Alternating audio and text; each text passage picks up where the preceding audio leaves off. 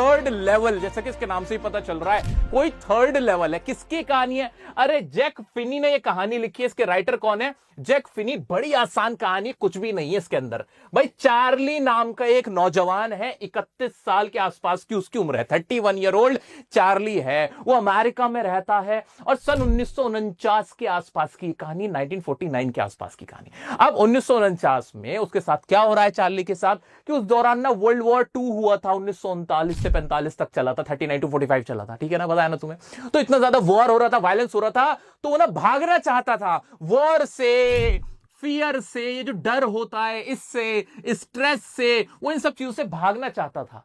तो भागने का उसने क्या तरीका निकाला? उसने ये तरीका निकाला कि जिस रेलवे स्टेशन से वो घर आता था, वहां उसने कहा कि वहां पे एक फर्स्ट लेवल था, सेकंड लेवल था, बस 2 ही लेवल थे जहां से वो आता था उस रेलवे स्टेशन में। लेकिन उसने कहा नहीं नहीं, वहां तीसरा भी है। अब वो तीसरा कौन सा था? वो उसकी सिर्फ कल्पना थी, बस उसकी सोच थी, जिसके जरिए वो पूरी दुनिया से भाग जाना चाहता था। यानी उसको कुछ साइकोलॉजिकल प्रॉब्लम था।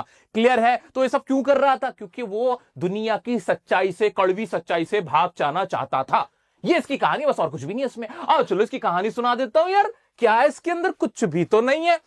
अब ये क्या है? इंपॉर्टेंट वर्ड जो तुम्हें पता होने ही चाहिए इस चैप्टर से रिलेटेड। स्पिटून्स किसको बोलते हैं? थूकदान को बोलते हैं। पुराने समय में ऐसे थूकदान होते थे जिनमें थूक देते थे, कूड़ा डाल देते, छोटा मोटा, उसको बोलते थे। रेफ्यूज का मतलब छुटकारा, किस चीज से छुटकारा पाना।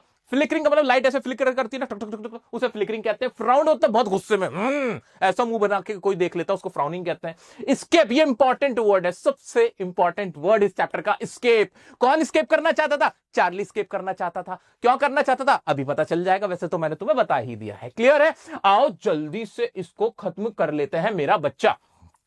आओ शुरू करते हैं। आज story of 31 year old Charlie. 31 साल का चार्ली है हमारा चार्ली। 31 साल का चार्ली क्लेम्स, वो क्लेम करता है, दावा करता है that there is the third level at Grand Central station in New York. वो कहता है कि यहां पे तीसरा भी एक थर्ड लेवल है न्यूयॉर्क के अंदर ग्रैंड सेंट्रल स्टेशन में। Charlie gets lost on subway. वो सबवे में कई बार खो चुका था पहले भी। रीच द थर्ड लेवल, और इसी तरह से खोते हुए उसे वो थर्ड लेवल मिल गया। Okay. Found fewer ticket counters. वहां उसको क्या मिलता है कि वहां पे थोड़े से टिकट काउंटर्स हैं। वुडन इंफॉर्मेशन बूथ, वो जो इंफॉर्मेशन बूथ बना हुआ है ना, वो लकड़ी का बना हुआ है। और ओल्ड फैशन फीचर्स, और वहां पुराने जमाने की सारी 19th सेंचुरी की चीजें हैं। 19th सेंचुरी समझ रहे हो, 1800 ईस्वी से लेकर 1899 तक की, वहां उस जमाने की चीजें वहां उसको नजर आती, वैसे ही लोग मिलते हैं।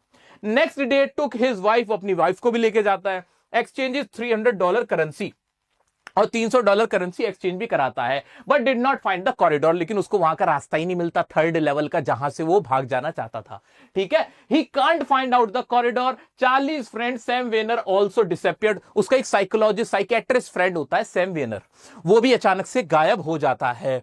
Charlie found a letter from Sam inviting Charlie to Galesburg. Galesburg नाम की एक जगह है जहां पे उसको एक लेटर मिलता है। किसका? अपने फ्रेंड से लेटर मिलता है जो गायब हो गया था, जिसमें उसको कहता है कि भाई मैं गेल्सबर्ग में आ गया हूं, तुम भी आ जाओ। ये छोटी सी कहानी है, बस खत्म चैप्टर। तो ये खत्म कर दिया मैंने, लेकिन ऐसे थोड़ी छोड़ूंगा। अब मैं तुम्हें थोड़ा इसको डिटेल में पढ़ा देता हूं। मोटा मोटा पहले पढ़ लिया, अब छोटा छोटा पढ़ेंगे। हमारी स्ट्रेटेजी क्या रहती है? कोई भी सब्जेक्ट पढ़ रहे हो ना मेरे बच्चा, तुम एक काम करना मेरे यार, एक छोटा सा काम, बस वो क्या, पहले मोटा मोटा पढ़ो उसका कि मोटा मोटा है क्या, इससे ज्यादा तो नहीं है ना, ये है ना मोटी मोटी कहानी, बस फिर छोटा छोटा पढ़ लो। वो फिर उसकी जो डिटेल्स हैं वो देख लो, और डिटेल्स देख लेते हैं। बहुत आसान है मेरा बच्चा, बहुत ईजी है। आ जाओ शुरू करते हैं। आओ शुरू करते हैं। ये तो हमने पढ़ लिया कि Charlie 31 year old city resident claims that there is a third level at the Grand Central Station. ये लाइन तो तुमने घोल के पी ली कि वो क्लेम करता है कि there is a third level at the Grand Central railway station. जैसे तुम दिल्ली में कभी आए हो, दिल्ली में रहने वाले जो लोगों को नहीं तो पता ही होगा, यहाँ मेट्रो स्टेशन बन गए बहुत सारे। अब यहां तुम अगर राजीव चौक मेट्रो स्टेशन में चले जाओगे ना, खो जाओगे भाई। इधर भी रास्ता जा रहा है, इधर भी जा रहा है, इधर भी जा रहा है। ऐसे कश्मीरी गेट का भी हाल है। तो तुम बिल्कुल ऐसे ही मानो कि यार तुम चार्ली हो, तुम Kashmiri gate Rajiv Chowk metro station पे हो, और तुम ना इधर उधर जाते जाते ना एक दूसरी दुनिया में ही आ गए। येलो लाइन वाले तो मेरे से एग्री करेंगे, नीचे जाके जब येलो लाइन में जाते हैं ऐसा लगता है कोई और ही दुनिया में आ गए। हवाएं तेज चलने लगती हैं, भीड़ भाड़ होती है, अजीबोगरीब लोग हमारे आसपास आ जाते हैं। बिल्कुल ऐसा इसके साथ हुआ था। क्या हुआ था कि वो क्लेम करता है कि ग्रैंड सेंट्रल स्टेशन न्यूयॉर्क में एक और लेवल है जो थर्ड लेवल है। 2 तो थे, तीसरा भी है। आ जाओ। He talks to a psychiatrist friend about it. उसका एक साइकेट्रिस्ट फ्रेंड था जिसका नाम क्या था, सेम वेनर, ठीक है समझ लिया। Who thinks Charlie is trying to fulfil his dreams while walking and escaping reality. वो उसको कहता है, जब बताता है भाई मेरे को थर्ड लेवल मिला है, तो वो कहता है कि यार ये ना कुछ नहीं है, तेरी ना सिर्फ कल्पना है, और you just want to escape from the harsh reality of this world. तू ना अपनी रियलिटी से भागना चाह रहा है मेरे यार, तेरे साथ कोई प्रॉब्लम नहीं है, तेरे साथ बस एक यही प्रॉब्लम है कि तू रियलिटी से भाग रहा है। ऐसा कौन कहता है? उसका जो दोस्त होता है सेम वेनर। कौन है ये उसका साइकेट्रिस्ट फ्रेंड है। कैसा साइकेट्रिस्ट? जो खुद साइकेट्रिस्ट है। तो वो उसको ऐसा बोलता है कि तेरे साथ जो प्रॉब्लम है ना भाई, तेरे को ना बस ऐसा लगता है कि तुझे ना भाग जाना है कहीं पे, इसलिए तू कल्पना कर रहा है, इमेजिन कर रहा है ऐसा कुछ, ठीक है। It is just mere your imagination. आगे बढ़ते हैं, फिर क्या होता है? The psychiatrist explain that many people want to escape from the fears, insecurities and worries of the modern world. वो उसको बताते हैं कि बहुत सारे ऐसे लोग हैं जो भागना चाहते हैं। किस चीज से भागना चाहते हैं? एस्केप करना चाहते हैं। इंपॉर्टेंट लाइन मेरा बच्चा, एग्जाम में आती है ये लाइन, लिख के आना लॉन्ग आंसर में, क्या कि फियर से बचना है, डर से बचना है, इनसिक्योरिटीज से, वरीज से मॉडर्न वर्ल्ड की। ऐसा क्यों हो रहा होगा? क्योंकि ये कहानी सेट है 1949 में, जहां पे वर्ल्ड वॉर 2 होके हटा है, और सारी दुनिया में क्या चल रहा था? बहुत युद्ध चल रहा था, लोग मार रहे थे, मर रहे थे, वायलेंस थी, तो ये उससे भागना चाहता था, ठीक है। And find A temporary refuge. Refuge का मतलब क्या था? जल्दी बताओ, कमेंट में करके बताओ, जल्दी से कमेंट में बताओ रेफ्यूज का मतलब क्या बताया था मैंने। आ जाओ। वो रेफ्यूज चाहते हैं किस चीज से? इन सारी चीजों से। The psychiatrist uses his own hobby of stamp collection to illustrate this point.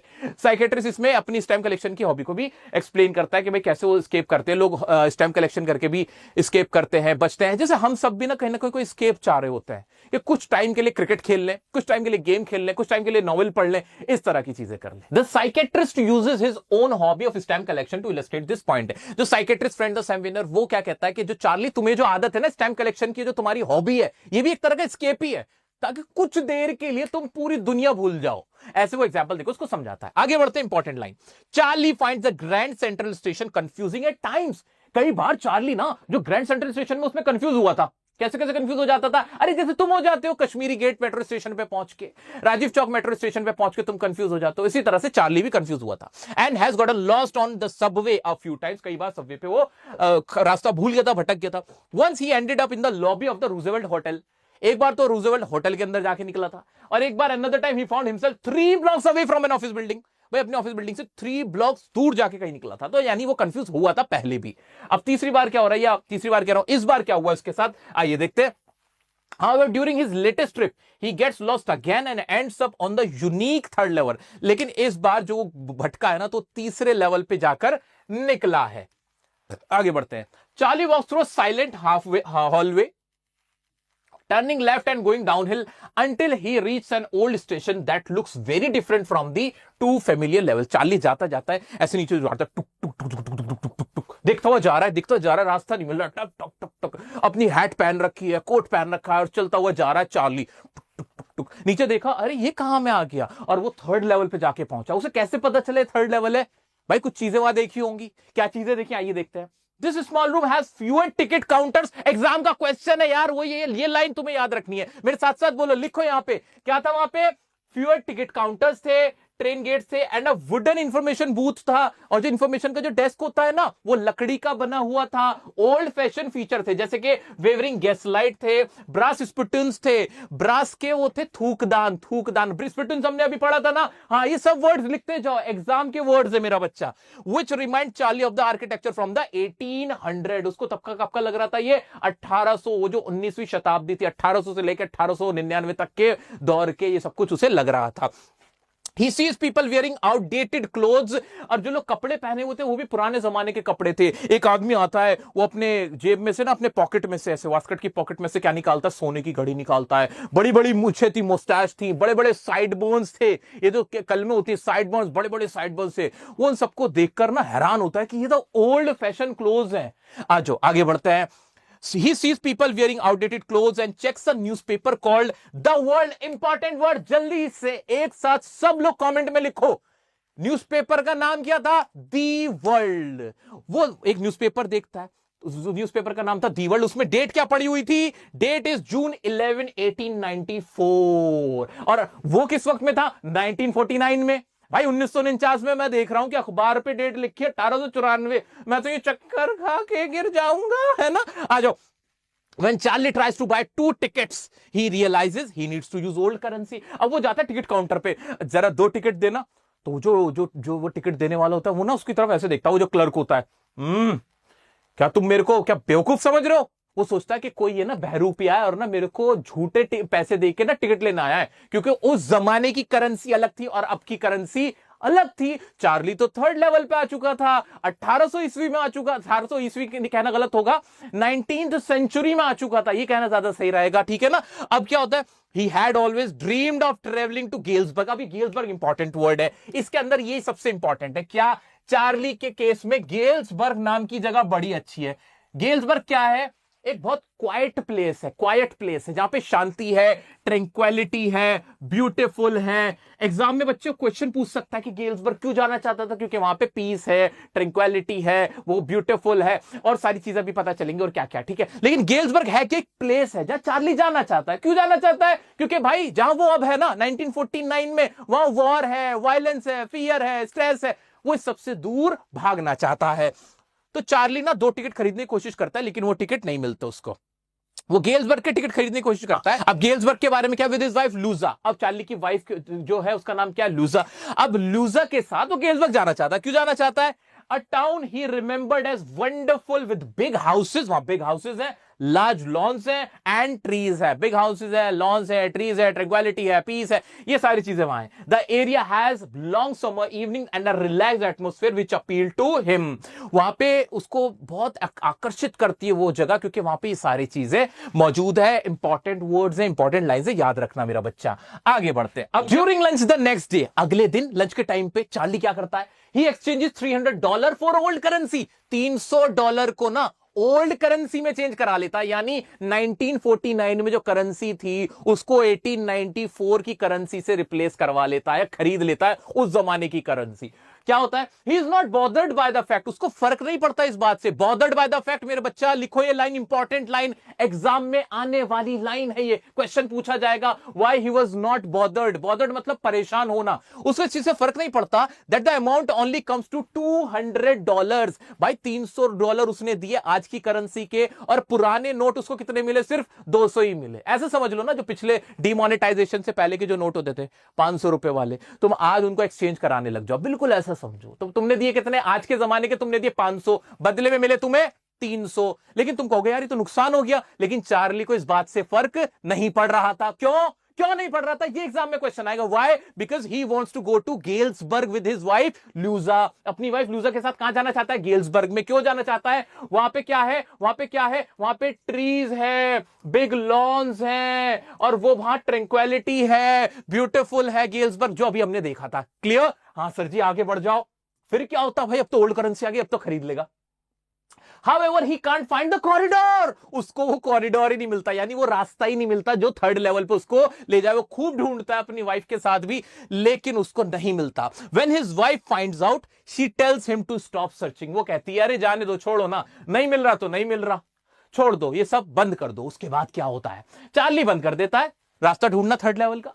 Charlie's friend Sam Vanern, जो कि साइकेट्रिस्ट फ्रेंड था, whom he shared his idea about Galesburg with, also disappears unexpectedly।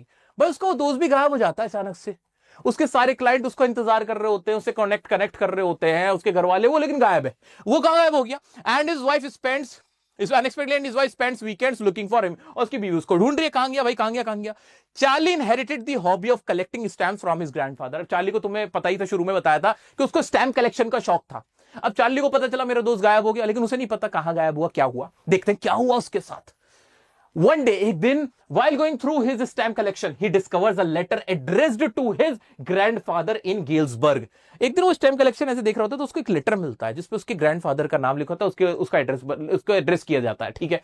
Which has the postmark of a faded 6-cent stamp with a picture of President Garfield। President Garfield की picture लगी होती है, और इस तरह का होता है जैसे 1894 में की सारी डिटेल्स होती है उस एनवेलप पे। अब आगे देखते हैं क्या है उस एनवेलप पे। What surprises him more is that the letter was not there before। वो लेटर पहले वहां नहीं था। The letter written on 18 July 1894, और उस पर डेट क्या डली है? 18 जुलाई 1894। Invites Charlie and Looza to Galesburg and is from his psychiatrist friend Sam।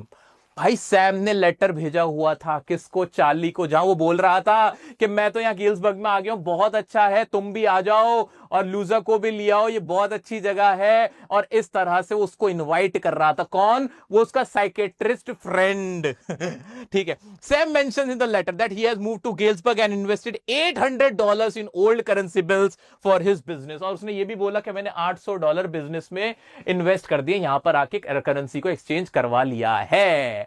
और इस तरह से हमें समझ में आता है कि वो जो साइकेट्रिस्ट फ्रेंड था उसको भी यही साइकोलॉजिकल प्रॉब्लम थी, वो भी स्केप करना चाहता था रियलिटी से, और उसने कॉपी कर लिया था किसको? चार्ली को ही कॉपी कर लिया था। उसको भी ऐसा लगने लगा था कि गिल्सबर्ग बहुत अच्छी जगह और वहीं पर चले जाना चाहिए। यह देखने के बाद लूजर को भी विश्वास होने लगा कि वाकई में गिल्सबर्ग नाम की कोई जगह है। वो भी विश्वास करने लगी कि भाई चार्ली सच ही बोल रहा होगा, जो सेम वेनर भी वहां पहुंच गया। ये है असली कहानी इसमें। ठीक है। तो दरअसल साइकेट्रिस्ट फ्रेंड को हुआ क्या था? कुछ नहीं हुआ था। एक्चुअल में जो डॉक्टर इलाज कर रहे थे ना, वो खुद बीमार थे, उनको इलाज की जरूरत पड़ गई थी। वो साइकेट्रिस्ट होके लोगों का इलाज करते करते खुद पागल हो गए। ये कहानी है इसकी, और कुछ नहीं। सब पागल हो गए, चार्ली भी पागल है, उसकी बीवी भी एंड में मानने लगी। ये लिखा है, बीवी भी विश्वास करने लगी थी हाँ गिल्सबर्ग है, जब उसे पता चला सैम विनर ने लेटर भेजा है। ठीक है। तो इतनी प्यारी कहानी है, लेकिन इस कहानी का पूरा जोर पता है किस पे? कि everyone wants to escape from the harsh reality of this world. हर किसी को एक एस्केप चाहिए, इतना ज्यादा स्ट्रेस है इस दुनिया में कि हर किसी को साइकोलॉजिकल प्रॉब्लम हो रही है। दोस्तों इस चैप्टर को बड़े घोंट के हमने पढ़ा है। आइए इसके कुछ पॉइंट्स बता देता हूं जो तुम्हारे लिए जानने बहुत जरूरी है। ये याद रखना इस चैप्टर से रिलेटेड मेरा बच्चा। क्या है वो? जरा ये देख लो, नजर मार लो एक बार। चार्ली किस चीज का एस्केप करना चाहता था? फियर से, वॉर से, वरी से, स्ट्रेस से। और सेम सफर कौन कर रहा था? सैम वेनर भी सेम सफर कर रहा था। सैम वेनर को भी यही प्रॉब्लम थी उसके साइकेट्रिस्ट फ्रेंड को, तभी तो वो भाग गया था लेटर लिख के और कहने लगा था कि भाई हाँ मैं तो गिल्सबर्ग पहुंच गया हूं। कहीं कोई गिल्सबर्ग नहीं पहुंचा था, पुराने टाइम में नहीं पहुंचा था। ये सिर्फ एक कल्पना भर है। ठीक है। आ जाते हैं चेंजेस क्या थे थर्ड लेवल में। ये तुम्हें याद रखना है कि भाई वहां के ब्रास के स्पिटन्स थे, वुडन बूथ थे, ओल्ड फैशन ड्रेस थी, डिम और फ्लिकरिंग लाइट्स थी वहां पे, वेरी स्मॉल लोकोमोटिव थी, वो जो कोयले से चलती थी वो वाली वहां पे रेलगाड़ियां थी। ये तुम्हें याद रखना है। एक क्वेश्चन और बनता है भाई, role of Charlie's wife Louisa. Louisa का रोल क्या था? भाई बहुत सपोर्टिव थी, लविंग थी, केयरिंग थी। ये इसके अंदर तुम लिख के आओगे। ठीक है। क्लियर हो गया? बाकी इसके क्वेश्चन डिस्कस करेंगे हम हमारी लाइव रिवीजन में, जो सारे क्वेश्चन मैं तुम अच्छे से करा दूंगा। अभी सिर्फ एक काम करना है, पॉज करना है, बिना देखे, बिना कहीं से कॉपी किए, अपने मन से जो जो तुम्हें वर्ड्स या समरी पूरी याद हो रही है वो लिख के देखो।